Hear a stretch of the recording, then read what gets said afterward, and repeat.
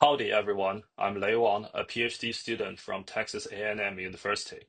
It is my great honor to be here to present our work, RMAX, extending Bélády's mean with prefetching to bound realistic cache performance. The artifact for this work is available, evaluated, and the results are reproduced. Before diving into the main content, I would like to thank the co-authors of the paper, Chahan, McCoy, Gino, Professor Jimenez, and Professor Grass, for their insights and guidance. I would like to thank the anonymous reviewers for their suggestions as well. Cache prefetching has been a hot topic since at least 1978. It is a commonly used technique to reduce memory latency and yield good results. But we do not know how good cache prefetching can be. We do not have a theoretical or practical upper bound on cache prefetching performance. For another hot topic in cache design, the replacement policy, its upper bound has been established since 1966 by Bélády. To bound cache prefetching performance, we seek to extend the Bélády's mean as a starting point. To the best of our knowledge, there is no prior attempt like this to do optimal prefetching. And to make things clear, we are not proposing a microarchitecture that can be built in real hardware, but a technique. Many cache prefetching papers use two baselines for performance comparison. One baseline is a cache without prefetching and uses LRU. It is used to highlight the gain from the prefetchers.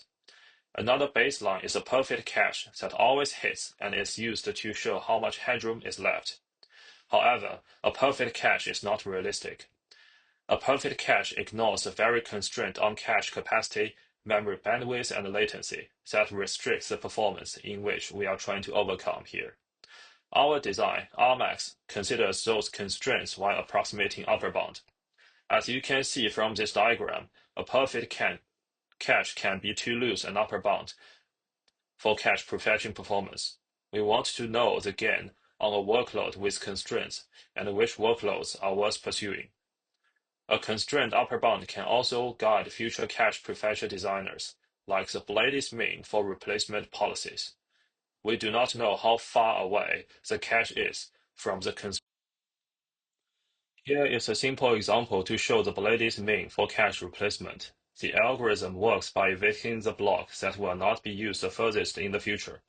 The circles represent the access stream. The boxes represent the cache state. So the cache starts with blocks A, B, C, and D. The first four accesses produce 4 hits. Address E is not in the cache. When looking forward into the future, A and C do not have any more accesses, so we can choose to replace A or C with E. And address F results in a cache miss as well. When looking into the future, we find out address E and C, they do not have more accesses, so we can choose to replace E or C with F. And address B and D hit in the cache. Replacement policy by itself has an optimum, but prefetching does not. We propose RMAX, a cache management policy that extends Bélády's mean to combine both replacement and prefetching. Similar to the Bélády's mean, RMAX is omniscient but not omnipotent. RMAX has perfect knowledge, but unlike a perfect cache, it is constrained by cache capacity, memory bandwidth, and latency. As you can see from this diagram, we did our experiments on a traditional 3-level cache system. After going through the motivation and the problems we are trying to solve, let's look at how RMAX works. Let's go back to the Bélády's mean example. The question will be how to add prefetching to this. One approach is to identify a window that we can initiate the prefetch without evicting useful blocks. In other words, the prefetch must not cause more misses. Go back to this example. As we can see, E replaces A because A has no more accesses. So we can prefetch E the moment after A is accessed. Similarly, we can prefetch F to replace C the moment C is accessed. Both actions will not cause more misses. However, we cannot prefetch E before A is accessed or prefetch F before C is accessed, as this can cause unnecessary eviction of useful blocks.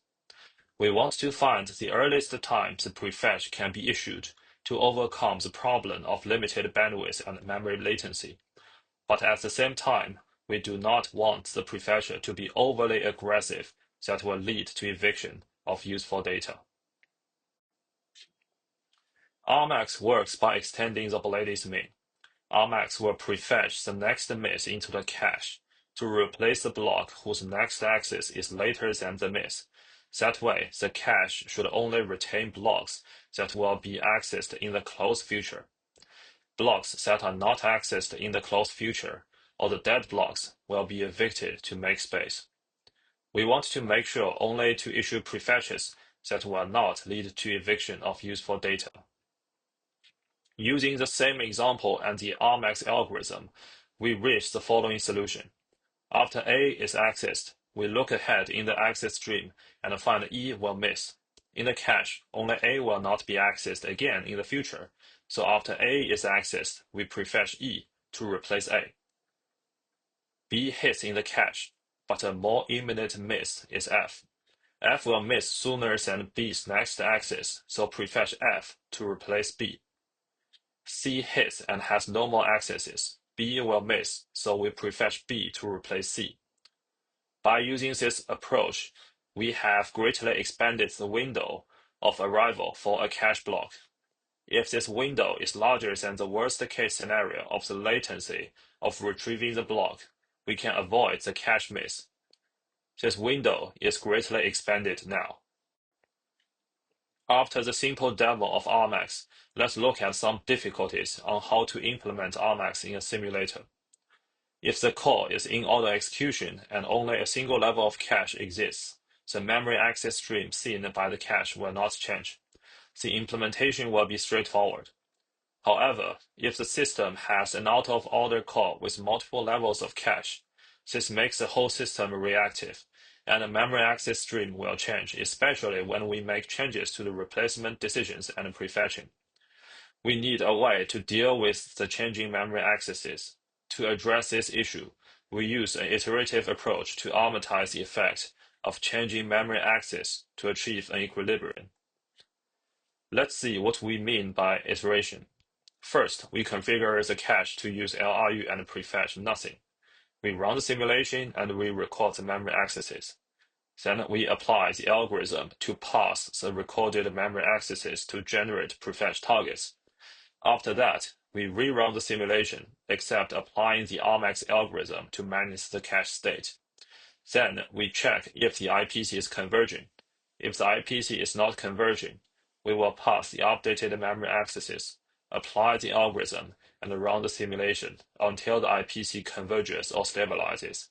In the end, we will have an IPC that approximates the upper bound for performance for a particular workload. After going through how Rmax works, let's look at the evaluation and the results part. We implemented Rmax on the ChampSim simulator to simulate an Intel Golden Cove-like core with out-of-order execution and 3 levels of cache. For simulations, we use 50 million of instructions for warm-up and 250 million instructions for simulations. For traces that are not same-point weighted, like the CVP1 traces, we use the first 20% of the instructions for warm-up and the remaining 80% for simulation. We evaluated Rmax on a wide range of benchmarks, including SPEC CPU 2017, CVP1, GAP, and XS Bench. Here are the main results. All speedups are normalized to the results produced by running simulations with no prefetchers and LRU as a replacement policy. Using the same configuration and workloads, we evaluated on a wide range of prefetchers, replacement policies, placing Rmax at different levels of the cache, and always hit cache. Here are the results for existing prefetchers. What we found out is that they tend to perform well on a common subset of workloads, and existing prefetchers tend not to perform well on a similar subset of workloads. Here are the results on Bélády's mean. As you can see, replacement policy is by itself does not provide significant speedup. Existing prefetchers can easily exceed them. Here are the results for placing Rmax at different cache levels.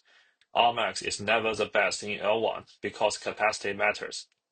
Rmax performs best in L2 as the L2 cache is a good compromise between speed and capacity. Rmax in the last level cache is not as good as L2, and it can be caused by the slower operating speed of the last level cache. Here are the results for always hit caches. Always hit L1D of course yields the highest speedup because it does not reflect on capacity and latency. So, while perfect cache shows L1 is the best place to place the prefetchers, L2 is better with constraints. Here are the results for L2, and again, the results confirm that always hit cache can significantly overestimate the potential space for improvement. For example, PRU rent from Gap benchmark suite shows that on realistically 678% speedup with an always hit L2 cache compared to a no prefetch LRU baseline, while Rmax in L2 shows a speedup of only 21%. And sometimes existing prefetchers can get most performance achievable by Rmax for some workloads. For example, 649 Photonic 3D from Spec CPU 2017 shows a speedup of 53% with Rmax in L2, and with SPP, the speedup is 35%. For graph workloads, especially those from the Gap benchmark suite, existing prefetchers tend not to perform well. Let's look at the final section, the analysis and conclusion part. As we see from the previous slides, Rmax performs well and has taken the constraints into consideration. We now want to understand what prevents existing prefetchers from achieving Rmax performance. The coverage comparison shows that Rmax can eliminate most of the cache misses compared to a prefetcher like SPP. But there are many other factors that can affect coverage and the overall performance. Is it simply because existing designs cannot generate correct addresses? Or is it because prefetchers are not issued at the opportune time? Or is it because of the wrong replacement decisions? The diagram shows the speedup of increasing memory bandwidth, increasing the cache capacity, and reducing the memory latency. We multiply the available MSHRs at all cache levels with 100 to simulate the effect of large bandwidth. We do not see huge speedups by increasing the bandwidth only. We multiply all levels of cache by 100 and see significant gain. However, what is interesting is that for compute-int workloads, Rmax in L2 with a small cache size can achieve almost identical performance compared with huge cache size. And we use an always hit cache to simulate the effect of zero latency and infinite capacity, and this overestimates the gain. Again, with realistic constraints, L2 is ideal to place a prefetcher. With proper management of the cache, the gain can be significant, even without huge cache or large bandwidth. This box plot shows the timeliness information.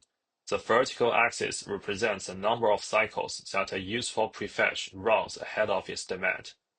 The result shows that useful prefetches need to run very far ahead of time, with some upper bounds approaching 100 million cycles. We also see that while in general, Rmax timeliness is higher than most prefetches, its range is similar. From this work, we showed that a perfect cache is too loose. Our design, Rmax, approximates the constrained upper bound. And Rmax shows that not all workloads display the same space for improvement. And even for a small cache like L2, a high coverage over 90% is possible. And L2 is better place to place a prefetcher compared with L1. And also, prefetches need to run very far ahead of its demands. Thank you very much for your time.